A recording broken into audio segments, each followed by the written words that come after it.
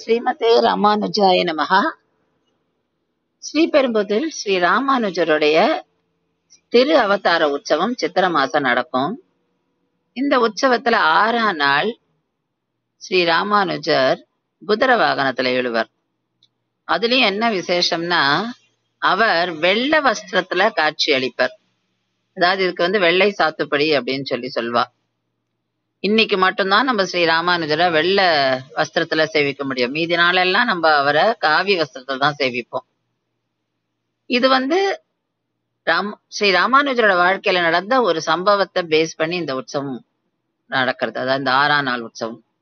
அது என்ன அப்படின்னாக்கா, ஸ்ரீ ராமானுஜரும் அவருடைய சிஷ்யன் கூரத்தாழ்வானும் ஸ்ரீரங்கத்துல இருக்கா.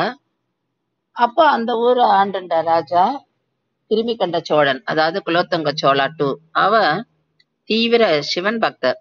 அவ ஸ்ரீ வைஷ்ணவர்கண்டா அவனுக்கு பிடிக்கல, அதனால அவளை துன்புறுத்துறான். ஸ்ரீ ராமானுஜரை தன்னுடைய அரண்மனைக்கு வர சொல்லி ஆர்டர் பிறப்பிக்கிறான்.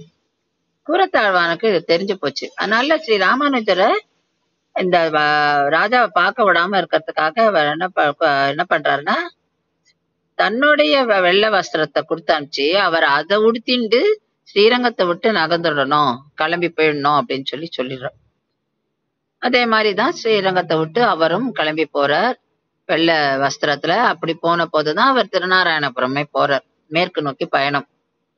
கூரத்தாழ்வான் என்ன பண்றாருன்னா, ஸ்ரீ ராமானுஜருடைய காவி வேஷ்டியை தான் உடுத்திட்டு ராஜாவோட அரண்மனைக்கு வர்றார்.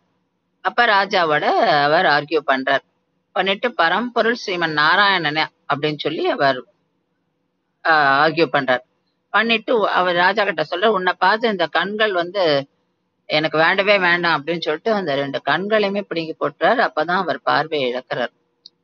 அந்த இன்சிடென்ட்டை நினைவுபடுத்துற மாதிரிதான் இன்னியோட உற்சவம். அதனால இன்னைக்கு நம்ம பார்த்தோம்னாக்கா, முன்னாடி பல்லக்குல கூரத்தாழ்வான் காவி வஸ்திரம் உடுத்திட்டு எழுவர். பின்னாடி ஸ்ரீ ராமானுஜர் குதிரை வாகனத்துல வெள்ளை வஸ்திரத்துல எழுவர்.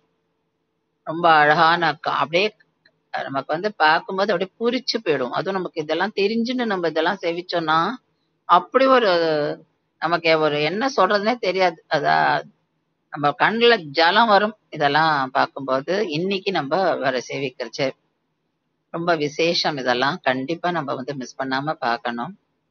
ஸ்ரீமதே ராமானுஜாய நமஹா.